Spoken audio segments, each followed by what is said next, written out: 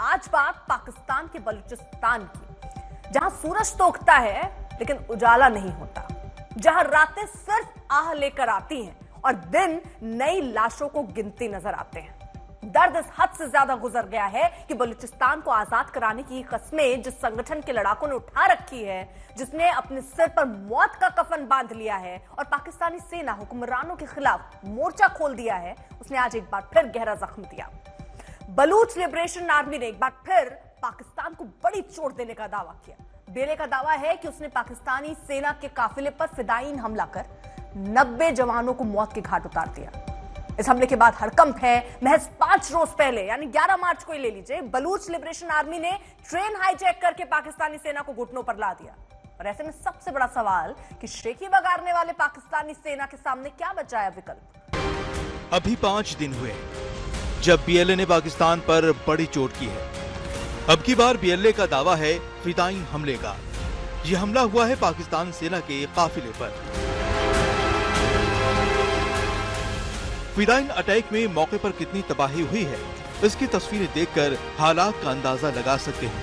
पाक सेना के काफिले में शामिल इस बस के पर खच्चे उड़ गए हैं। दावों के मुताबिक बलूच लिबरेशन आर्मी की फिदायीन टुकड़ी के जवानों ने इसी बस को टारगेट किया। बीएलए की फिदायीन टुकड़ी का नाम माजिद ब्रिगेड है, जो दुश्मनों पर ऐसे हमलों के लिए तैयार रहती है। आपको मालूम है, पूरे दुनिया को मालूम है, बलूचिस्तान के चीफ मिनिस्टर जो थे अख्तर मेंगल, जिनके सबसे बड़े भाई को जो 19 साल की उम्र की थे, उनको 1976 में उनके घर के बाहर से कराची से इनके आईएसआई ले गई थी, फिर उनका लाश आज तक नहीं मिला।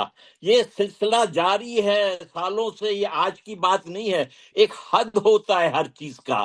फिर ये कहते हैं कि हिंदुस्तान ने किया है, कभी कहते हैं कि अफगानिस्तान ने किया है।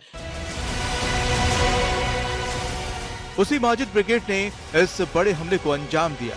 जानकारी के मुताबिक माजिद ब्रिगेड के जवानों ने एक गाड़ी में आईईडी विस्फोटक लादे और पाकिस्तान सेना के काफिले को हिट कर दिया।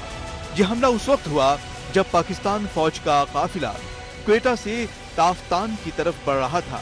पाकिस्तान सेना के काफिले में 7 बसें शामिल थीं, 2 अन्य गाड़ियां भी मौजूद थीं। तभी क्वेटा से करीब 150 किलोमीटर की दूरी पर नोशकी में ये फिदायीन अटैक हुआ। बीएलए के मुताबिक आईईडी लदी उनकी गाड़ी की टक्कर एक बस से हुई। टक्कर होते ही वहां तबाही मच गई। बीएलए की माने तो इस फिदायीन हमले में 90 पाक सैनिक मारे गए।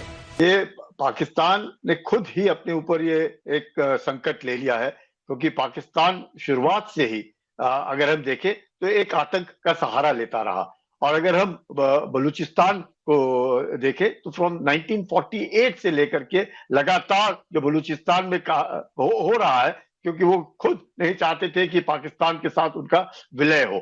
हाल के वर्षों में बीएलए के तीवर काफी उग्र हैं। आज पाक सेना के काफिले पर हमला हुआ है। 5 दिन पहले ही बीएलए के लड़ाकों ने क्वेटा से ही पेशावर जा रही एक पैसेंजर ट्रेन को कब्जा कर लिया और उसमें सवार लोगों को बंधक बना लिया। बीएलए का दावा था कि उस ट्रेन में मौजूद 214 बंधकों को उनके लड़ाकों ने मार दिया। वहीं पाकिस्तान सेना ने दावा किया कि उसके 28 सैनिक मारे गए।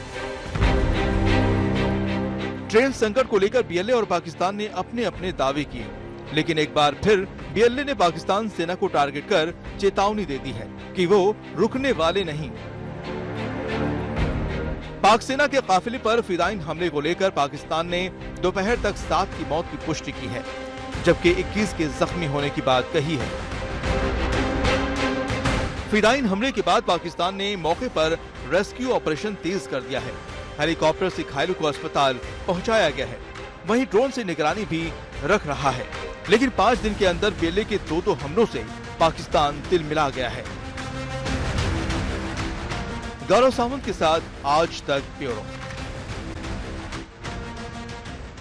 जरा कुछ तस्वीरें भी हैं, वो भी आपको दिखाते हैं। ग्राफिक्स के जरिए हम आपको दिखाते हैं जिस जगह पर यह हमला हुआ है, जहां ये टारगेट हुआ है। जरा आप देखिए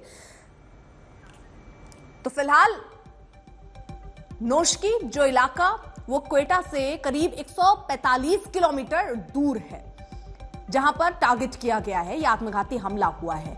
और इस्लामाबाद से अगर आप देखते हैं इसको तो करीब 815 किलोमीटर दूर है ये इलाका जहां पर ये घटना घटी है।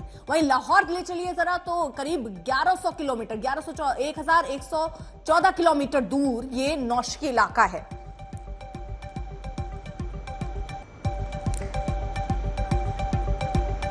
वहीं कराची से अगर हम आपको दिखाएं तो ये करीब 526 किलोमीटर है। ये वो इलाका जरा आप बस समझिएगा कि जहां पर ये घटना घटी है वहां से अलग अलग इलाके लीजिए, क्वेटा ले लीजिए, इस्लामाबाद, लाहौर और कराची, कितने कितने डिस्टेंस पर, कितनी दूरी पर यह हमला हुआ है, ये हम आपको इसमें इस ग्राफिक्स के जरिए समझा रहे हैं।